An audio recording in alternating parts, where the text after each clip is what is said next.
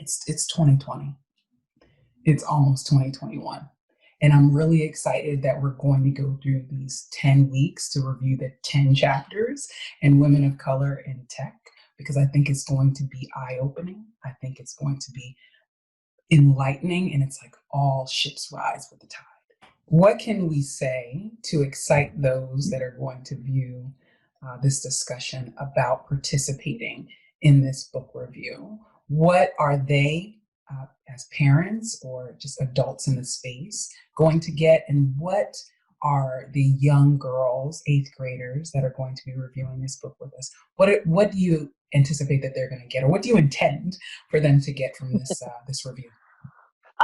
Well, for the young girls, I want them to get energized and really excited about what the future is going to hold for them. It's a really great time to be in STEM. There's much more organizations that offer support, many more learning opportunities, lots of career opportunities. I mean, it is incredibly diverse, and the opportunities just grow, with each passing day. So I want them to really feel energized about tech, and that they feel like, hey, this is something I can do. I belong here. Like there's no like, I don't know. No, you belong here, like right now. Right? And we need to start giving you the building blocks so that you can be successful, and give you an understanding of the ecosystem of support that exists so that you can be successful. And I think for people who are both parents and allies, they're probably already thinking about how I can help support, but just maybe find, I guess, getting a little bit more granular about what support looks like in an ideal world. Like if you're trying to help a young woman in the STEM field, what are the things that you can be doing? Who can you be reaching out to? If you're someone that isn't the parent, but you identify as an ally, what kind of behaviors and things should you be doing? Or for that matter, what you should be improving upon if perhaps you've said you've been an ally, but you haven't necessarily reflected that in your actions. So I think those are for parents and allies, those are my two biggest things that I hope that they get from it. Awesome. Melina, for your GLIST girls and their parents and their caretakers, what do you want them to prepare for over these 10 weeks? And what would you like them to take away from the experience? I think, well, similar things, if not the exact same as to what Ms. Tedrick said. I think, definitely the feeling of I belong here, I'm needed here. My contribution is not only valuable, but it's necessary. What I'm hoping is that they know that a career in tech, this possibility is not so far away. That with this book, they can see that there are, tools, and that they're all, feasible to use, and to, and to make the best of them. Welcome to the week 2 preview of Women of Color in Tech. I'll edit it. Okay. We've invited Jen Rachel in with us to talk about chapter 2. Susanne, what do we want the readers to get from this second chapter? We want readers to understand the wealth of possibilities that exist in the tech sector, and really expanding the pie of what a tech career could look like. Very often people associate tech with coding, and while you can definitely become a software developer, a software engineer, that's just a small piece of a bigger pie that is, tech jobs that are available. There's things in consulting, user experience, cybersecurity. It really is a matter of just finding where your passions and your skills lie, and being open to the possibilities. And I do believe that Jen is perfect for chapter 2. She's a storyteller with a passion for crafting narratives, connecting people, curating connections. Jen is the director of marketing and customer experience at Zen QMS. Jen, how did you like chapter 2? Well, first, it's a pleasure to be here with all of you. And I thought it was fantastic. And I think for me, what was so exciting was kind of all of the possibilities that you have laid out, Susanne, and just being able to think about the skills that you need. And also, I mean, for me, what was most important, and it was something that I kind of learned later, was that you really have to figure out what you value and that you can kind of direct where you want to go based on your values and based on your interest. And that you may do a couple of these different jobs, but really kind of taking ownership over that path, and really being self-reflective and thinking about how that translates, and kind of the ways that you laid out the skills, I thought were really exciting, because then you're able to kind of connect those and see how you might fit in one of those roles. On this computer. Okay, we are recording. Well, welcome back. That was a commercial break. Anita, just take it away. Go with it. We trust you. I don't even know what to say now. We trust you. I lost my sermon notes. No. I was saying that, one, I felt like I didn't know enough as an educator to educate especially my female students in science and technology and engineering and math, of all of the different companies and jobs that are out there. And so then I was thinking of, everything's online. Like, we are going to social distance. I told everybody at least to January. Like, I feel like that's just going to be where we are. But when we come back, we need to go back to career days. Like, you listed these government jobs, and I was like, who? Then I started looking, can I get one of these good government jobs? Like, clearly I missed this. And I need to go back. And I love, the part I loved about it was, let's just be realistic. You talk about hours, training, pay, and job advancement. And these are the things that I'm all for. I'm an advocate of financial literacy being in schools. And these are things that we miss when we say to kids, you should get a job in this, and you should get a job in this. And we're not telling them, if somebody had told me how much a teacher really made,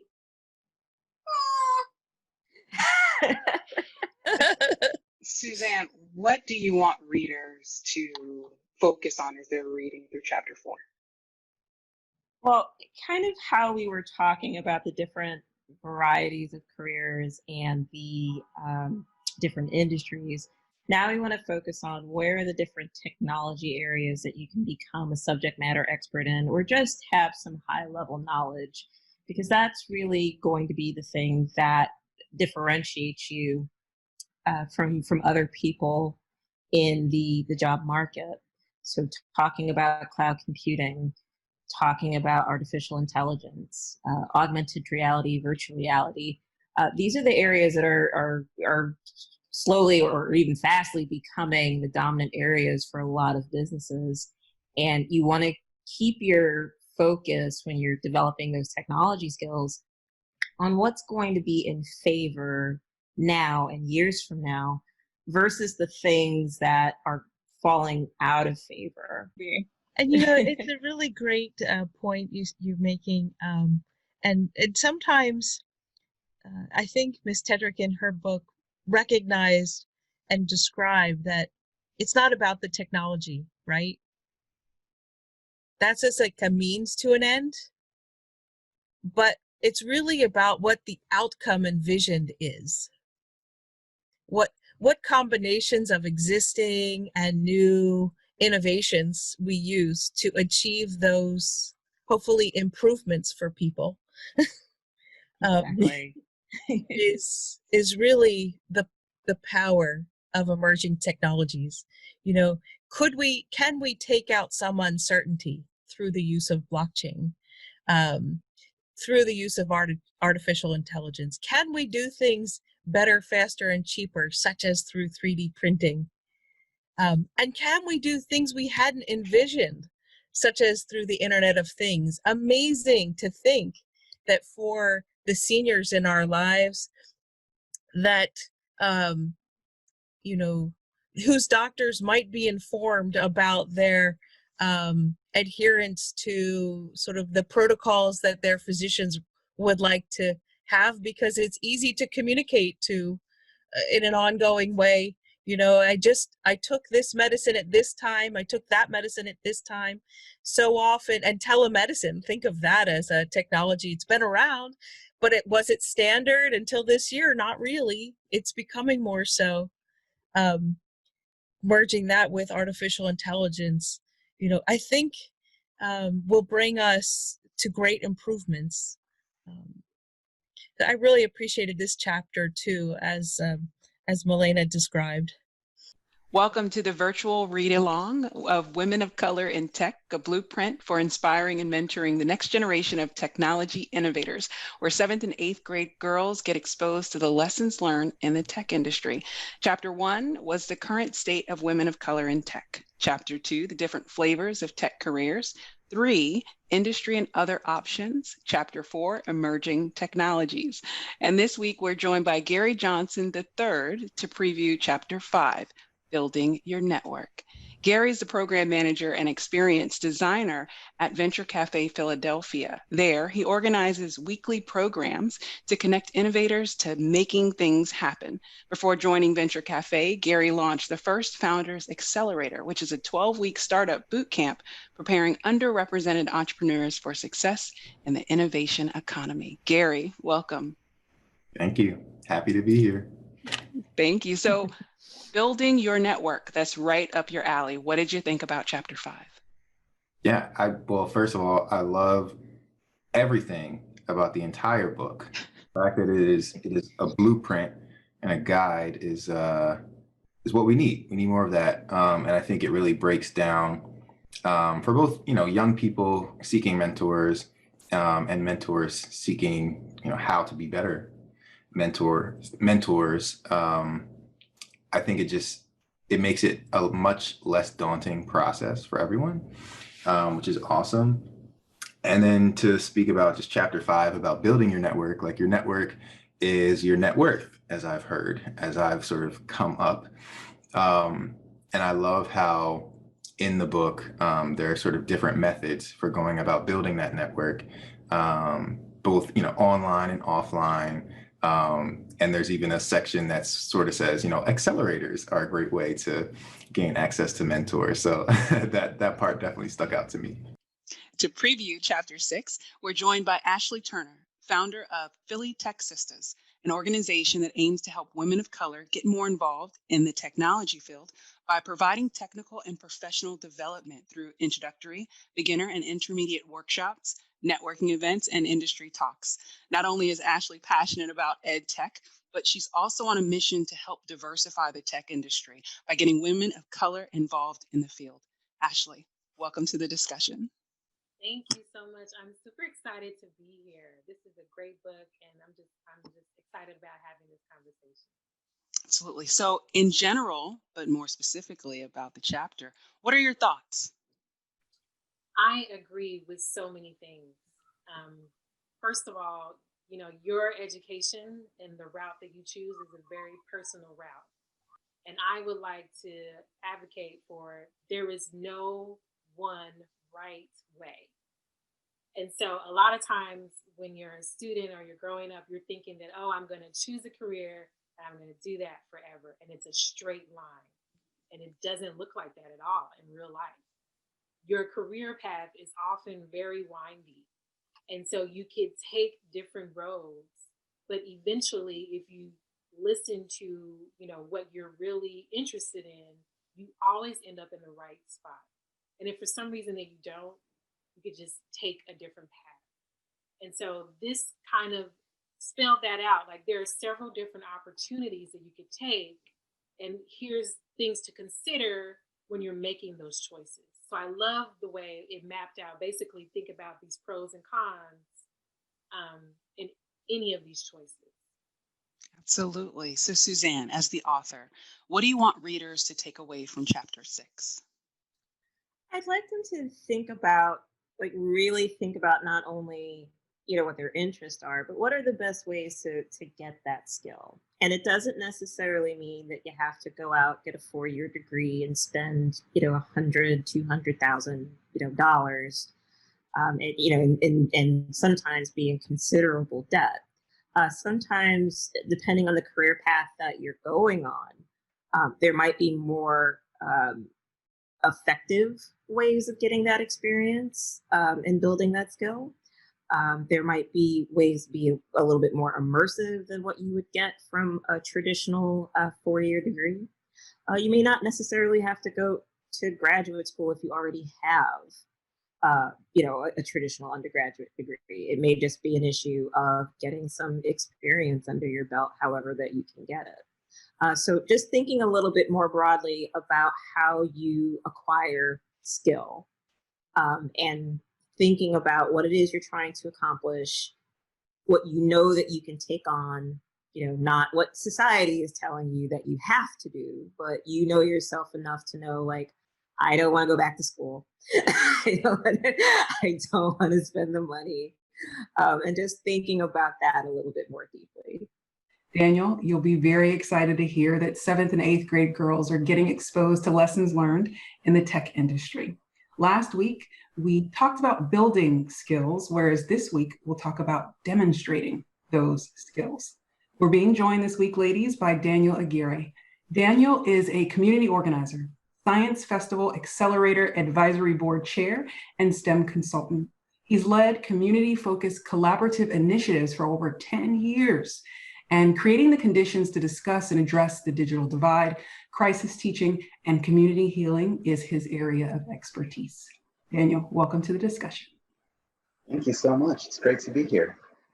So, we're not trying to put you on the spot, but what do you think about the book? What do you think about the chapter?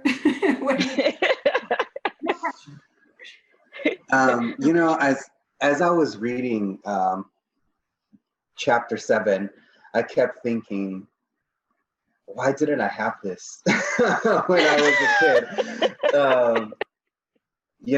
It's just, there are so many things that we take for granted, skills that we've learned along the way, and environments that we've learned how to navigate by stumbling. Right, stumbling through them and just learning those lessons and picking ourselves up and dusting off and going, whoa, I'm not going to do that again. And so it was really great to see all these really valuable tools and like very tangible steps, like do this thing here, because I think a lot of people need that, like, what is it? I would like to introduce you to the founder of Girls Lead in Science and Technology, Melina. Awesome. Nice to see you all again for chapter 8. Looking forward to the talk. Great. And along with Melina, a GLIST instructor and virtual camp coordinator, Kelly, welcome to the conversation. Thank you for having me. Absolutely. So over these last 7 chapters, our readers have been on a journey of self-discovery and exploration to make this read along amazing. It's unique in a lot of ways, but specifically because we've been joined and supported by the book's author, Susanne Tedrick. Susanne, welcome. Thank you, ladies. It's always a pleasure to be with you. What do you want readers to focus on in chapter 8? So I think what I'd like them to understand is that just as we were talking about having those professional skills and technical skills are incredibly important, understanding what you need and want and value out of your next position and whether or not that is going to align with the people who are interested in you is incredibly important to know. It's incredibly important to know what your value is, so to make sure that you're being paid fairly. It's important that the organization that you're going to be with not only gives you, what your compensation should be, but they are aligning to many of your own personal goals and aspirations in terms of your career. It's also really important to understand kind of the nuances of what compensation looks like. Many people just think that compensation is just the pay that you get, but it encompasses so much more. It's your pay, it's your insurance, it's, you know, do you get educational benefits, your time off. It's the totality of what this company is saying I'm going to give to you, so that you can bring your talents and your the best of yourself to us. So really getting to understand that a little bit better. This goes into a lot of nitty gritty about compensation terms. But I do think it's important to know, so that when you navigate that first internship offer or the first job offer, you have a good understanding of the questions that you should be asking, as well as some other areas that you might want to, you know, find more information on. So our last chapter was like an affirmation to our readers that you're enough, you're worth it. This chapter, we're facing tough times. Chapter 9 is actually entitled When Times Get Tough, and our guest reader is Sherry Williams. Sherry, welcome to the discussion. Well, thank you for having me. I'm super excited to be here. And the book is amazing. Like I was telling you ladies a little bit earlier, the book is really good. And I am so glad that the 7th and 8th grade girls, 9th grade girls, 10th grade girls, I want all the girls to read this book because it simply is an amazing book. And I wish I would have had this book when I was coming up. But it is something that I can share with some ladies that I'm mentoring. That's awesome. So Sherry brings so much to the table from her professional career. Specifically, though, Sherry's a drone pilot and a drone flight instructor.